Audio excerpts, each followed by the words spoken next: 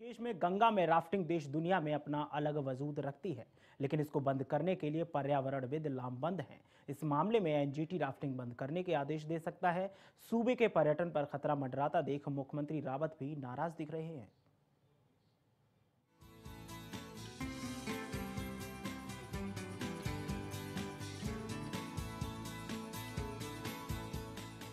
उत्तराखंड की हसीन वादियां पहचान तो हैं ही, लेकिन धर्मनगरी ऋषिकेश में गंगा के बीचों बीच रोमांच का खेल राफ्टिंग पूरी दुनिया में अलग वजूद रखता है। लेकिन अब इस रोमांच के खेल का वजूद खतरे में पड़ गया है। गंगा में राफ्टिंग को बंद करने को लेकर पर्यावरणविद लामबंद हो गए हैं। माना जा रहा है एनजीटी भी राफ्टिंग को बंद करने पर अपना बड़ा फैसला सुना सकता है। गंगा में राफ्टिंग बंद होने का खौफ इस कारोबार से जुड़े लोगों के होश उड़ा रहा है। एनजीटी में जो नेशनल ग्रीन ट्रिब्यूनल में हमारे अगेंस्ट कोई सैफ करके कोई दिल्ली से कोई एनजीओ है जिन्होंने 5 लोगों के ऊपर इल्ज़ाम लगाए हैं, जिसमें हमारे फॉरेस्ट डिपार्टमेंट और हमारा चीफ सेक्रेटरी फॉरेस्ट डिपार्टमेंट और चीफ सेक्रेटरी टूरिज्म डिपार्टमेंट और डीएम टिहरी गढ़वाल और डीएम पौड़ी जैसे हमें पता लगा है सर। तो उन्होंने इसके ऊपर इन सब के ऊपर ये बोला गया है कि ये लोग यहाँ पे गंगा जी में पॉल्यूशन फैलाते हैं और राफ्टिंग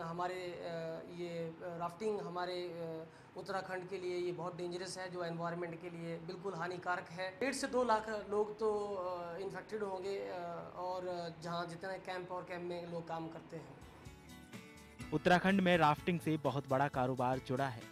यहाँ राफ्टिंग करने देश दुनिया से पर्यटक आते हैं, लेकिन अगर राफ्टिंग यहाँ बंद कर दी जाती है तो इससे जुड़े कारोबारियों की रीढ़ ही टूट जाएगी। सूबे के पर्यटन कारोबार पर अगर कानूनी खतरा मंडराता है तो भले राज्य सरकार भी कहां खामोश बैठने वाली थी। मुख्यमंत्री रावत इस मामले पर बेहद नाराज दिखे। सीएम का कहना है कि सारे बम बारूद मानो उत्तराखंड में ही फटने वाले हैं। सीएम रावत मानते हैं कि मानो सबके निशाने पर उत्तराखंड ही है, जबकि उत्तराखंड पर्यावरण की रक्षा करने वाला सबसे पहला राज्य है। लेकिन पर्यावरण के नाम पर मशहूर होने वाले लोग उत्तराखंड को बर्बाद करना चाहते हैं। उत्तराखंड में जो है 80 से 95 जो % है वो फॉरेस्ट है। तो हम लोग ऐसा है कि हमारा ये पूरे गढ़वाल में हम सबको पूरे इंडिया को स्वच्छ हवा देते हैं, स्वच्छ पानी देते हैं, जबकि ज़्यादातर लोगों को ये नहीं पता है कि हरिद्वार से और बनारस के बीच में गंगा कहाँ से गुजरती है। ये किसी को 90% लोगों को नहीं पता होगा। जो कैंप हैं, कैंप की जो बात करता हूँ मैं कि कैंप में जो हमारा जो ड्राई पिट टॉयलेट है, तो ड्राई पिट टॉयलेट जो एक टाइप का इसमें ये इतना बढ़िया होता है कि राफ्टिंग जो कैंप लगता है वो रेत के ऊपर लगता है। तो कोई भी ऐसा है कि जो पानी जो होता है वो एकदम रेत से फिल्टर होके ही नदी में जाता है, और जो सॉलिड वेस्ट होता है वो पूरा डिकम्पोज हो जाता है वहीं पे। सीएम की नाराजगी यही नहीं रुकी। मुख्यमंत्री रावत ने उन पर्यावरणविदों को आड़े हाथों लिया जो इस मुद्दे पर एनजीटी में अपील किए हुए हैं। सीएम रावत तल्ख तेवर में पर्यावरणविदों से कह रहे हैं कि उत्तराखंड को अब बख्श दो। सारे देश के कुछ चुनिंदा पर्यावरण विशेषज्ञ जो है पूरी दुनिया को ये जताना चाहते हैं कि उत्तराखंड ने अपने वनों की रक्षा की है, इसलिए हम उनको दंडित कर रहे हैं कि तुमने ये गलत काम कर दिया। नहीं तो जहाँ वन कट गए हैं, नष्ट हो गए हैं, वहाँ हरितिमा लाते तो कुछ कहा जाता, वहाँ कैंपेन चलाते। और जहाँ हरियाली का त्यौहार मनाया जाता है, जहाँ के लोग जो है सामूहिक रूप से वनों के निर्माण में पार्टिसिपेट करते हैं, जिसने दुनिया को पंचायती वनों का कंसेप्ट दिया, वहाँ आकर के ये विशेषज्ञ पता नहीं क्या सिखाना चाहते हैं, क्या इनके पास ऐसा अतिरिक्त है। महाराज मेरी तरफ से उन सबसे कह दीजिएगा अपनी ये सलाहें जो है अपने पास रखें, हमको बख्शें, हमको अपने तरीके से जीने दें।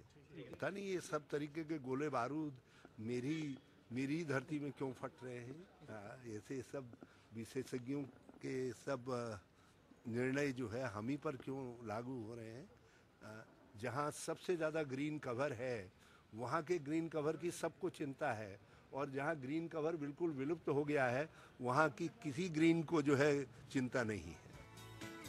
आए दिन जिस तरह से ऋषिकेश के गंगा तट पर मौतें हो रही हैं, अगर उस नजरिए से देखा जाए तो कुल मिलाकर राफ्टिंग बंद करने का फैसला बिल्कुल सही है। लेकिन अगर पर्यटकों की बात करें और वहां के कारोबारियों की, तो उन्हें खासा नुकसान होने वाला है।